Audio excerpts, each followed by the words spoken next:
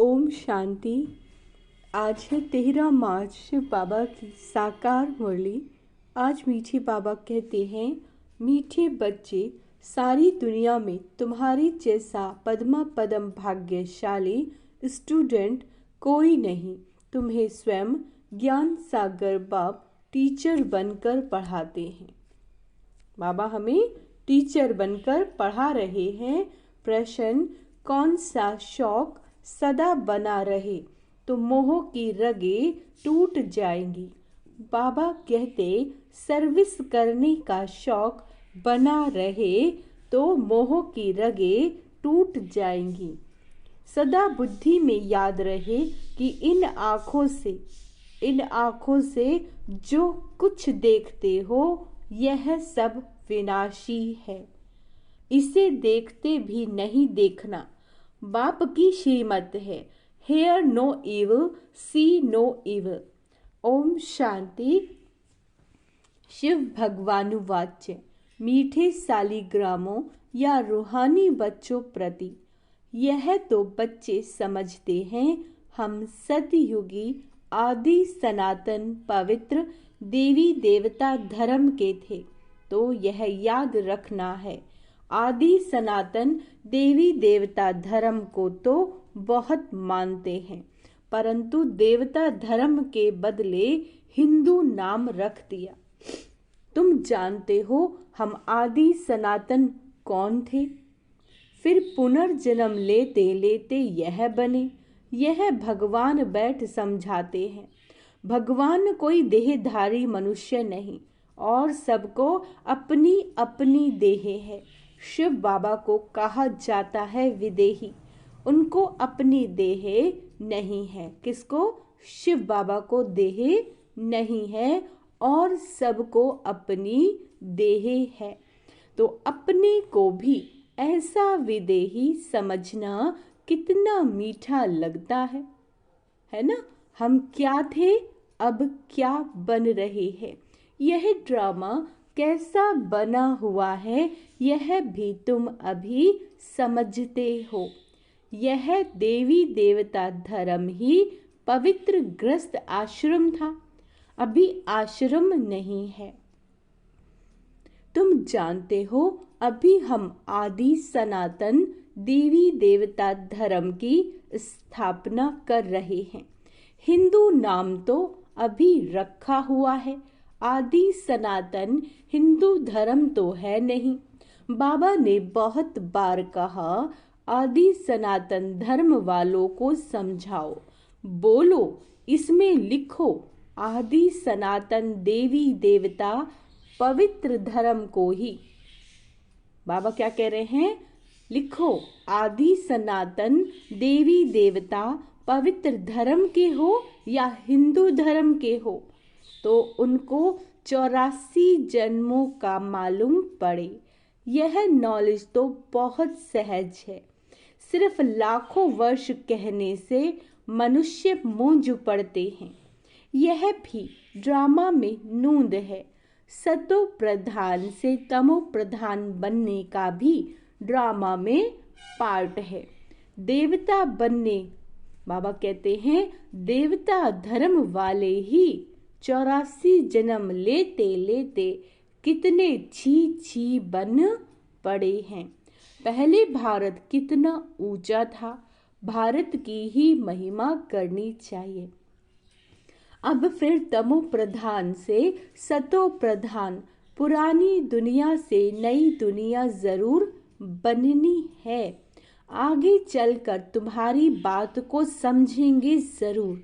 बोलो, घोर नींद से जागो, बाप और वर्षे को याद करो, यानी शिव बाबा को और स्वर्ग को याद करो। तुम बच्चों को सारा दिन खुशी रहनी चाहिए। सारी दुनिया में, क्या कह रहे हैं बाबा? सारी दुनिया में, सारे भारत में तुम्हारे जैसा पद्मा पदम भाग्यशाली स्टूडेंट कोई नहीं। समझते हो जो हम थे वही फिर बनेंगे, छांट करके फिर वही निकलेंगे। इसमें तुम मूंझो मत। प्रदर्शनी में थोड़ा भी सुनकर जाते हैं, है ना। जो भी इस ज्ञान को थोड़ा सा प्रदर्शनी में सुनकर जाते हैं तो बाबा कह रहे हैं वह भी प्रजा बनती जाती है ना। सतयुग में वो आत्माएं भी आएंगी, क्योंकि अविनाशी ज्ञान धन का तो विनाश नहीं होता। दिन प्रतिदिन तुम्हारी संस्था जोर भरती जाएगी, फिर ढेरों के ढेर तुम्हारे पास आएंगे। धीरे धीरे धर्म की स्थापना होती है। जब कोई बड़ा आदमी बाहर से आता है तो उनका मुख देखने के लिए कितने ढेर मनुष्य जाते हैं, है ना। यहाँ तो वह बात ही नहीं। इस दुनिया में जो भी चीजें हैं सब विनाशी हैं, उन्हें नहीं देखना।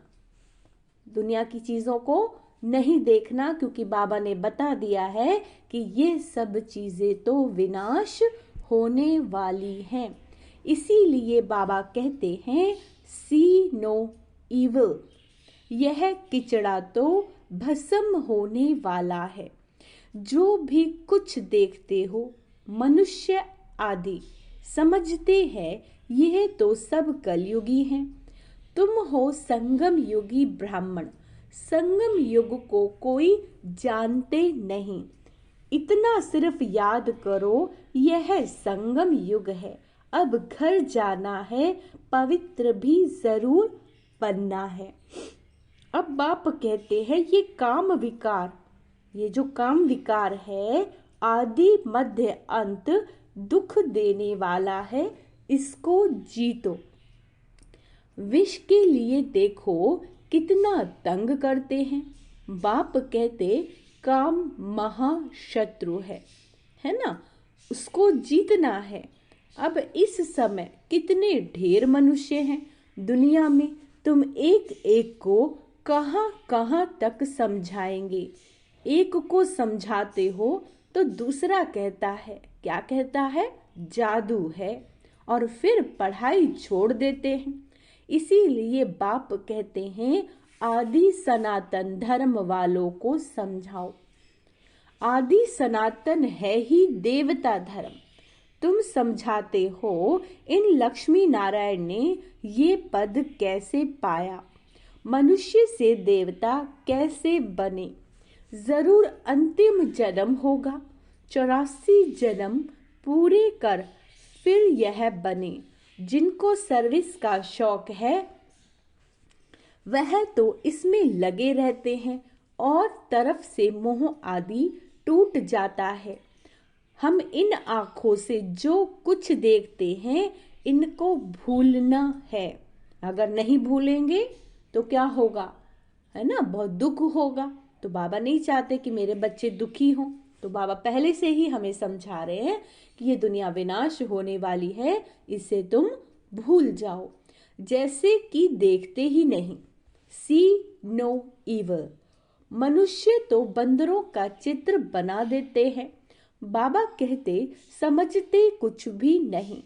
बच्चियां कितनी मेहनत करती हैं, बाबा उन्हें आफरीन देते हैं, है ना, जो समझाकर लायक बनाती हैं। प्राइज भी उन्हों को ही मिलती है जो काम करके दिखाते हैं। तुम जानते हो बाबा हमको कितनी प्राइज देंगे। पहला नंबर है सूर्यवंशी राजधानी की प्राइज, सेकंड नंबर है चंद्रवंशी की प्राइज। नंबर वार तो होते ही हैं। भक्ति मार्ग के शास्त्र भी कितने बैठ बनाते हैं। अब बाप समझाते हैं इन शास्त्र पढ़ने यज्ञ तप करने से मेरे से कोई मिलता नहीं। दिन प्रतिदिन कितने पाप आत्मा बनते जाते हैं, पुण्य आत्मा कोई बन न सके। बाप ही आकर पुण्य आत्मा बनाते हैं।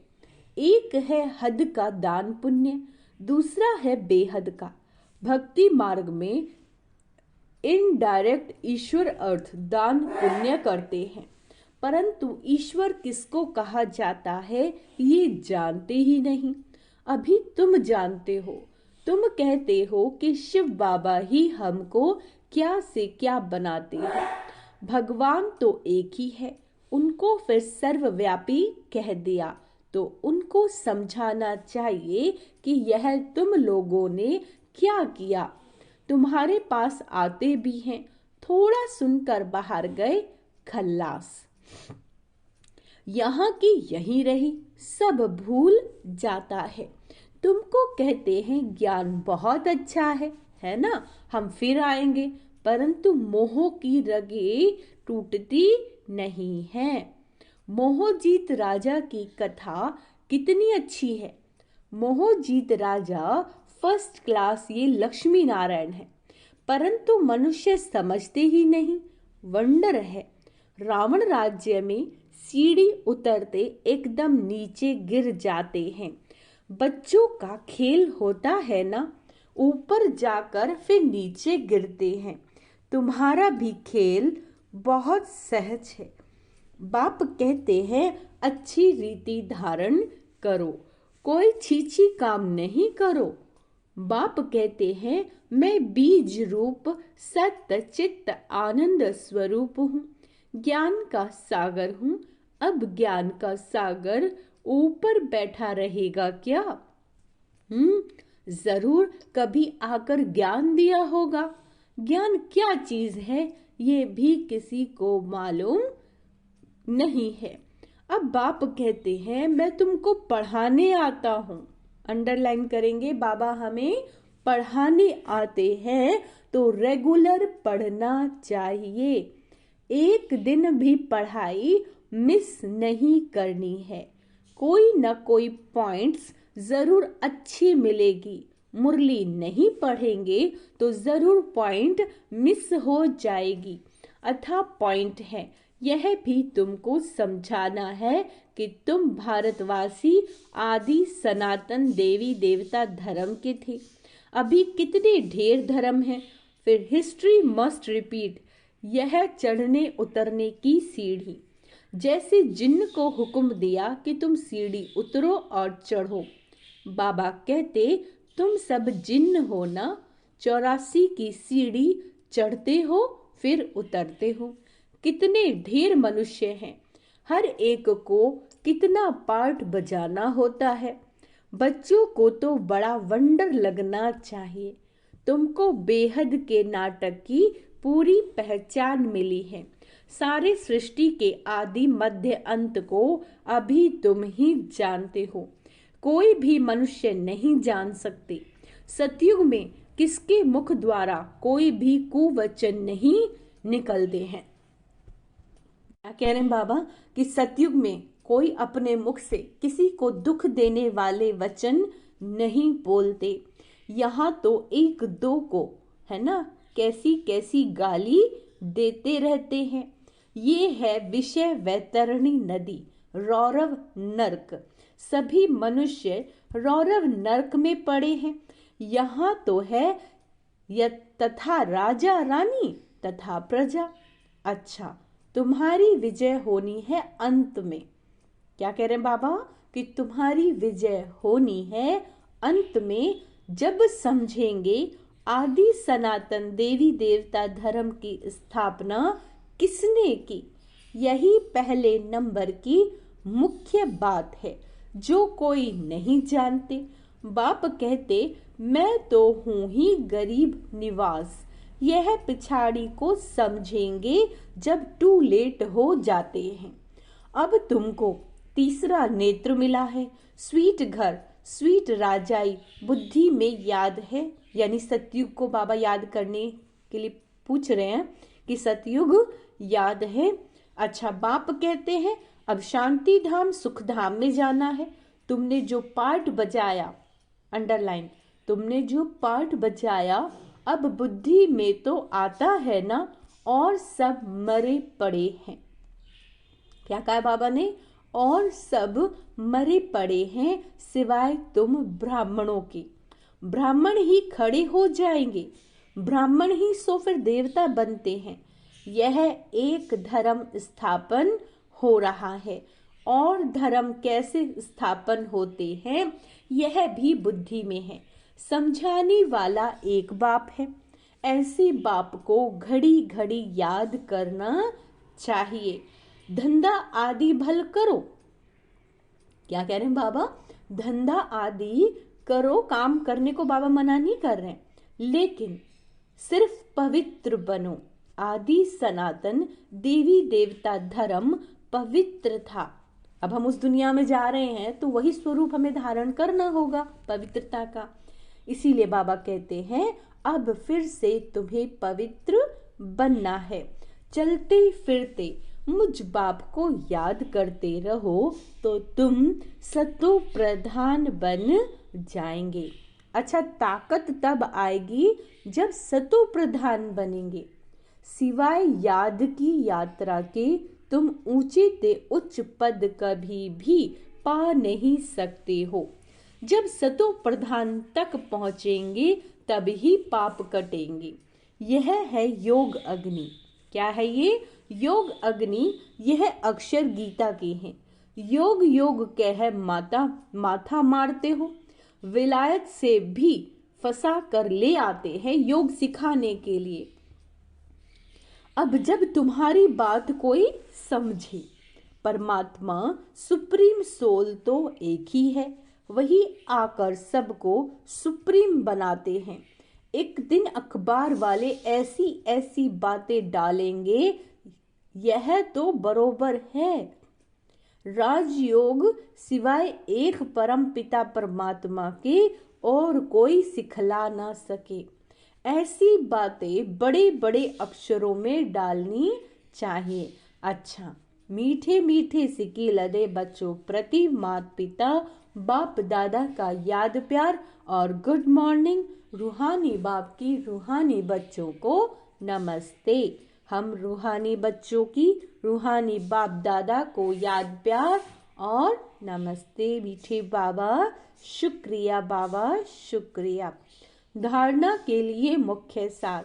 सूर्यवंशी राजधानी की प्राइज लेने के लिए, क्या कह रहे हैं बाबा? सूर्यवंशी राजधानी की गिफ्ट प्राइज लेने के लिए बाप दादा की आफरीन लेनी है। सर्विस करके दिखाना है। मोह की रगे तोड़ देनी है। ज्ञान सागर विदेही बाप स्वयं पढ़ाने आते हैं, इसीलिए रोज पढ़ना है। एक दिन भी पढ़ाई मिस नहीं करनी है। बाप समान विदेही बनने का पुरुषार्थ करना है। वरदान अपने प्रैक्टिकल जीवन के प्रूव द्वारा साइलेंस की शक्ति का आवाज फैलाने वाले विशेष सेवाधारी भव। हर एक को साइलेंस की शक्ति का अनुभव कराना है। क्या कराना है? हर आत्मा को साइलेंस की शक्ति का अनुभव कराना है। ये विशेष सेवा है। जैसे साइंस की पावर नामी ग्रामी है, ऐसे साइलेंस पावर नामी ग्रामी हो जाए। सबके मुख से आवाज निकले कि साइलेंस पावर साइंस से भी ऊंची है। वह दिन भी आना है। साइलेंस के पावर की प्रत्यक्षता अर्थात बाप की प्रत्यक्षता। साइलेंस पावर का प्रैक्टिकल प्रूव है। आप सबकी जीवन हर एक चलते फिरते पीस के मॉडल दिखाई दें तो साइंस वालों की नजर भी साइलेंस वालों पर जाएगी। ऐसी सेवा करो तब कहेंगे विशेष सेवाधारी। स्लोगन है सेवा और स्थिति का बैलेंस रखो। है ना? सेवा कर रहे हो लेकिन आत्मिक स्वरूप का अभ्यास नहीं कर रहे हो, है ना, तो गड़बड़ होगी। तो इसको बाबा बैलेंस करने के लिए कह रहे हैं सेवा और स्थिति का बैलेंस रखो तो सर्व की ब्लेसिंग मिलती रहेगी। आज मातेश्वरी जी के अनमोल महावाक्य हैं। गीत है नयनहीन को राह दिखाओ प्रभु। अब ये जो मनुष्य गीत गाते हैं नयनहीन को राह दिखाओ, तो गोया राह दिखाने वाला एक ही परमात्मा ठहरा। तभी तो परमात्मा को बुलाते हैं और जिस समय कहते हैं प्रभु राह बताओ, तो जरूर मनुष्य को राह दिखाने के लिए खुद परमात्मा को निराकार रूप से साकार रूप में अवश्य आना पड़ेगा, तभी तो स्थूल में राह बताएगा। आने बिगर राह तो बता नहीं सकेंगे। अब मनुष्य जो मूंझे हुए हैं, उन मूंझे हुओं को राह चाहिए, इसीलिए परमात्मा को कहते हैं नयनहीन को राह बताओ। इसको ही फिर खिवैया भी कहा जाता है, जो इस पार अथवा इन 5 तत्वों की जो बनी हुई सृष्टि है, इससे पार कर उस पार, अर्थात 5 तत्वों से पार जो छठा तत्व अखंड ज्योति महतत्व है, उसमें ले जाएगा। तो परमात्मा भी जब इस पार से उस पार ले जावे तभी तो ले चलेगा ना। तो परमात्मा को भी अपने धाम से आना पड़ता है, तभी तो परमात्मा को खिवैया कहते हैं। वो किस लिए आया? हमें ले जाने के लिए ही तो आया। शरीरों को थोड़ी ना ले जाएगा, वो तो आत्माओं को ले जाएगा। वही यह हम बोट यानी आत्मा रूपी नाव को पार ले जाता है। अब जो परमात्मा के साथ योग रखता है, यानी उसे याद करता है, उनको साथ ले जाएगा।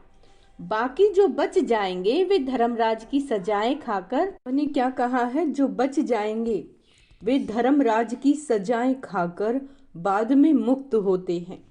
जब सभी मनुष्य अति दुखी होते हैं तो परमात्मा को याद करते हैं।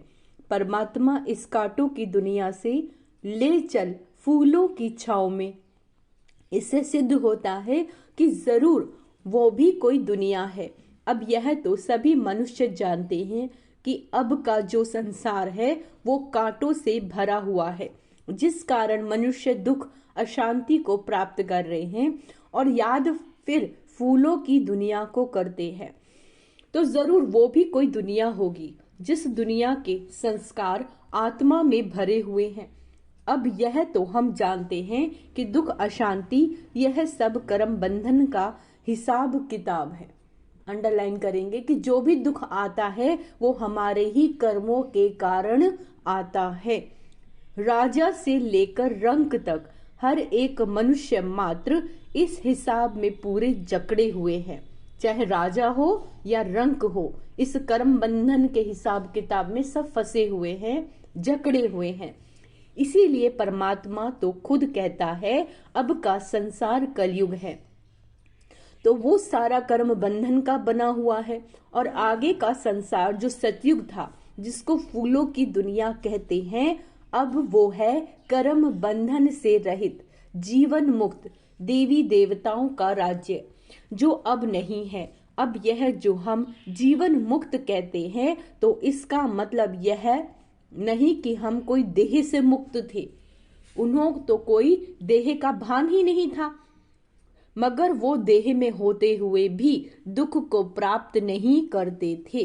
गोया वहां कोई भी कर्म बंधन का मामला नहीं है। वो जीवन लेते हैं, जीवन छोड़ते हैं, आदि मध्य अंत सुख को प्राप्त करते थे।